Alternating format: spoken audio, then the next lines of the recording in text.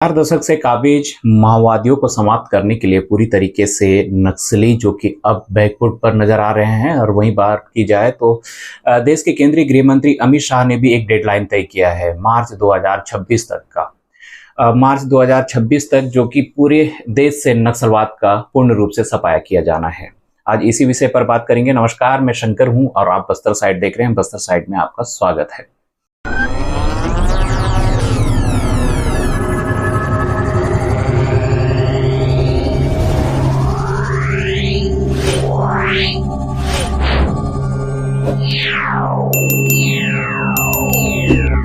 आपने देखा कि जिस तरीके से जो मेरे पिछले वीडियो में आपने देखा होगा कि जो देश के नक्सलवाद की अगर बात की जाए तो नक्सलवाद के सबसे शीर्ष नेता जो कि सेनापति बसव राजू समेत 27 नक्सलियों को जिस तरीके से जो डीआरजी के जवानों ने मार गिराया है, एक बड़ी सफलता और सिर्फ बस्तर छत्तीसगढ़ ही नहीं, देश के लिए एक ऐतिहासिक सफलता मानी जा रही है। और छत्तीसगढ़ ही नहीं, आज अगर बात करें तो छत्तीसगढ़ से लगे महाराष्ट्र में भी लगातार सुरक्षा बल नक्सलियों के खिलाफ ऑपरेशन चला रहे हैं। आज अगर बात की जाए तो महाराष्ट्र और छत्तीसगढ़ के सीमा क्षेत्र पर आज सुरक्षा बलों को बड़ी सफलता मिली है।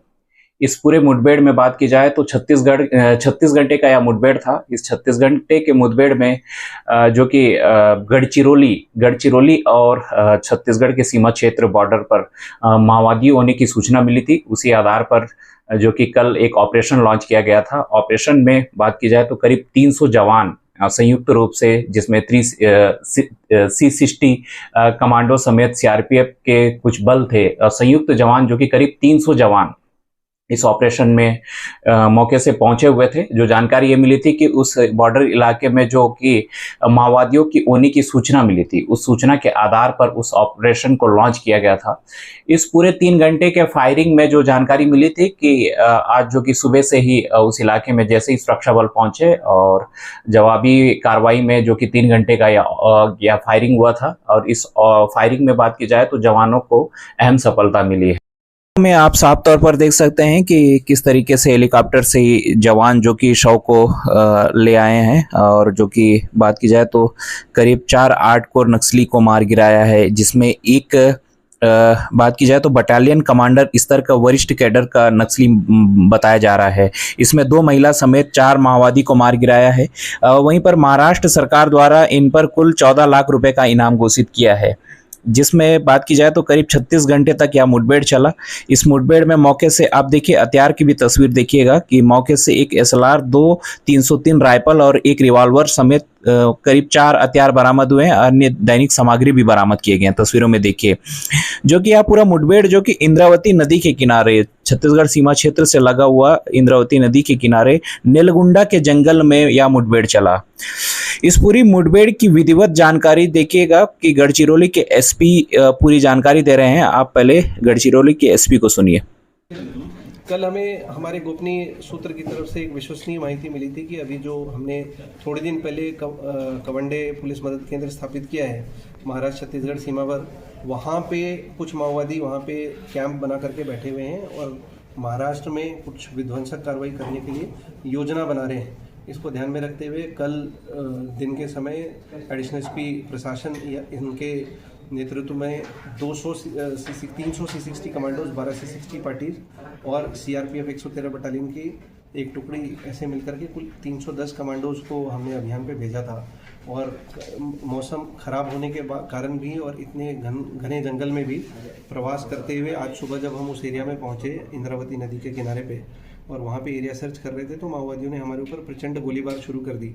उसका प्रत्युत्तर हमारे कमांडोज ने दिया और लगभग 3 घंटे चली हुई फायरिंग के बाद, 36 घंटे के अभियान के बाद जब हमने एरिया सर्च किया तो उसमें हमें 4 माओवादियों के मृतदेह मिले हैं। बड़ी मात्रा में वेपन, नक्सल लिटरेचर और बाकी साहित्य भी हमें मिली है। और 4 माओवादियों में भामरागढ़ दलम का जो कमांडर है सन्नू पुंगाटी, कवंडे का रहने वाला, वो, उसके अलावा 3 दलम सदस्य, जिसमें कुल मिलाकर के 2 पुरुष और 2 महिला माओवादियों के मृतदेह हमें मिले हैं। और अभी पिछले 4 साल में गढ़चिरौली पुलिस ने कुल 87 माओवादियों को मारने में गढ़चिरौली पुलिस को सफलता प्राप्त हुई है। 125 माओवादियों को हमने अरेस्ट किया है और 57 माओवादियों ने गढ़चिरौली पुलिस के सामने आत्मसमर्पण किया है। गढ़चिरौली पुलिस दल की तरफ से मैं सभी माओवादियों को फिर से आह्वान करना चाहता हूँ कि वो हथियार डाल करके मुख्य धारा में प्रवेश करें और उनके रिहैबिलिटेशन के लिए जो भी मदद लगेगी गढ़चिरौली पुलिस दल वो प्रोवाइड करने में मदद। आपने सुना कि जिस तरीके से जो एसपी हैं, गढ़चिरौली के एसपी हैं, इस पूरे घटनाक्रम की विधिवत जानकारी दे रहे थे। ऐसे में बात की जाए तो सिर्फ छत्तीसगढ़ ही नहीं, महाराष्ट्र, तेलंगाना, झारखंड, अलग अलग जो माओवाद प्रभावित इलाकों में लगातार कार्रवाइयां जारी है। माओवाद के जो नक्सली जो कि उनके मांद इलाकों में सुरक्षा बल पहुंच रहे हैं और उन्हें मुंह तोड़ जवाब देने की कोशिश कर रहे हैं। और ऐसी तर्ज पर अगर बात की जाए तो हम बीते दिनों तेलंगाना में भी बड़ी संख्या में नक्सलियों का गिरफ्तार किया गया है, और वही बात की जाए तो झारखंड में भी कार्रवाई की गई है। तो ऐसे में जो इस वीडियो की शुरुआत में मैंने कहा था कि जो अमित शाह ने जिस तरीके से केंद्रीय गृह मंत्री अमित शाह ने जो डेडलाइन तय किया है कि भारत देश से ही मार्च 2026 तक पूरे नक्सलवाद का सफाया किया जाना है, इसी तर्ज पर लगातार कार्रवाइयां जारी है और सुरक्षा बल मौके से पहुंच करके उनके मांद इलाकों में नक्सलियों को मुंह तोड़ जवाब दे रहे हैं। मुझे लगा कि इस वीडियो की जानकारी आपको देनी थी। मुझे लगा कि यह जानकारी भी आपको बतानी चाहिए कि सिर्फ छत्तीसगढ़ ही नहीं, महाराष्ट्र में भी इस तरीके की कार्रवाइयां जारी है, नक्सलियों के खिलाफ ऑपरेशन जारी है। तो आपको अगर यह वीडियो अच्छा लगा तो ज़्यादा से ज़्यादा शेयर कीजिएगा। अगर आप मेरे बस्तर साइट चैनल पर नए हैं तो मेरे चैनल को सब्सक्राइब कीजिएगा, ताकि आने वाली खबरों से और वीडियो से आप अपडेट रहेंगे। तब तक के लिए मुझे इजाज़त दीजिए। धन्यवाद।